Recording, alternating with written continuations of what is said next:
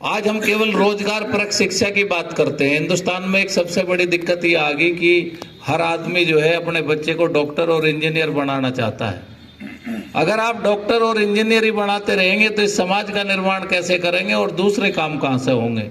तो आप बच्चे के स्किल को निखारने का काम करें, प्रतिभाओं को निखारने का काम करें। और मेरा तो गुरुजी से एक और निवेदन है कि बहुत सारे जो है लोग आपके भी संबंध में संपर्क में रहते होंगे। आजकल जो साइकोलॉजिकल एक सब्जेक्ट है, 5वीं के बाद जो है बच्चे की आप मतलब एक फर्स्ट में और बीच बीच में हर साल एक काउंसलिंग का जो होता है, जिस बच्चे का जो स्किल है उसको उसी तरफ भेजा जाए, उसको उसी तरफ उसमें ज़्यादा उसको अनुभव होगा। जैसे एक नाई है, एक नाई अगर बाल काटता है तो आप ये देखिए कि वो आपके कान के बराबर में भी उसी स्पीड से कैंची चलाता है जितने सर के ऊपर चलाता है।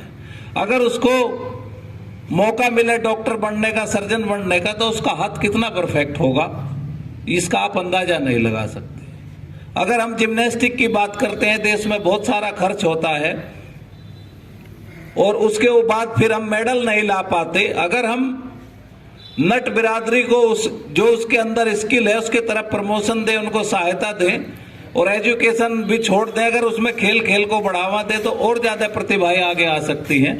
तो मेरा ये मानना है कि स्किल लेवल का काम करना चाहिए। और गुरुजी आपसे मेरा एक और निवेदन है कि आज समाज में जो हो रहा है, मैं थोड़ा हो सके बहुत सारे लोग मेरी बात से सहमत ना हो, लेकिन आज हो क्या गया कि हम पाश्चात्य शैली को इतना अपना चुके कि विचार तो हमारे हर चीज़ में अमेरिका जैसे हो गए, चाहे खान पान हो, चाहे पहनावा हो, चाहे बातें हो, चाहे भाषा हो। भाई इंग्लिश भी आज सभी पढ़ रहे हैं, लेकिन कुछ चीज़ों में हम फिर वहीं 19वीं सदी में चले जाते हैं। आज हम जो 13-14 साल का बच्चा है उसके पास भी आज टेक्नोलॉजी है, एंड्रॉयड फ़ोन है, तो वो हमसे भी कुछ विषय में एडवांस है। लेकिन हम कई बार क्या मानते हैं बच्चों को, अगर इसे क्या पता, हमारा 50 साल का अनुभव है। आपका अनुभव और अगर उसका स्किल एक जगह मिलकर काम करेगा तो एक नए समाज का निर्माण हो सकता है। आपसे मेरी एक निवेदन है कि साप्ताहिक रूप से आप 3 चीज़ अनिवार्य रूप से एक चैप्टर या 1 घंटा अगर आप अपने स्कूल में बच्चों को कोई भी दिन निश्चित करें, लेकिन 1 घंटा साप्ताहिक रूप से नैतिक शिक्षा, यातायात के नियम और पर्यावरण प्रदूषण, इस पे अगर रखें, चाहे साप्ताहिक रूप से 1 घंटा ही रखें, लेकिन 3 मुख्य समस्याएं हैं जो भविष्य में आने वाली। आज जलवायु परिवर्तन को लेकर कोई सचेत नहीं है। हम 1 किलो सब्जी खरीदने जाते हैं, 10 सब्जी खरीदते हैं, 10 पन्नी लेकर आते हैं, फिर वे सड़क पर जाती हैं, फिर वो जलती हैं और फिर उससे क्या होता है आप देख सकते हैं। कभी मार्च और फरवरी में आपने इतनी गर्मी देखी? तो ये जलवायु आज 20-20, 22-22 साल के बच्चे तैयार करने में एक परिवार का कितना समय लगता है, और परिवहन के नियम ज्ञात ना होने के कारण कहाँ किस इतनी स्पीड से चलना चाहिए। आज तमाम आए दिन बच्चे एक्सीडेंट का शिकार हो रहे हैं। उसका एक सबसे बड़ा कारण है कि जो स्कूल थे वो उनको उस तरह का ज्ञान नहीं दे रहे और ना कोई ज्ञान लेना चाह रहा। आजकल जो है व्यावसायिक शिक्षा है, शिक्षा का मतलब रोजगार, और इससे आगे हम बढ़ना नहीं चाह रहे। तो एक बड़ी समस्या मैं ये देखता हूँ कि गांव की चक रोड पे एक्सीडेंट हो रहे।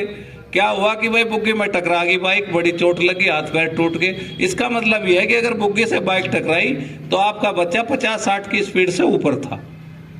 तो ये सब विषय हैं, और जब किसी कार्य को शुरू करते हैं तो चुनौतियाँ भी आती हैं, और मेरा ये मानना है कि आप इस चुनौती को सहर्ष स्वीकार करेंगे और प्रयास करेंगे कि समाज के निर्माण में, क्योंकि देखिए शिक्षक और स्कूल एक ऐसी चीज़ है जिनके कंधों पर जो है समाज के निर्माण की जिम्मेदारी होती है।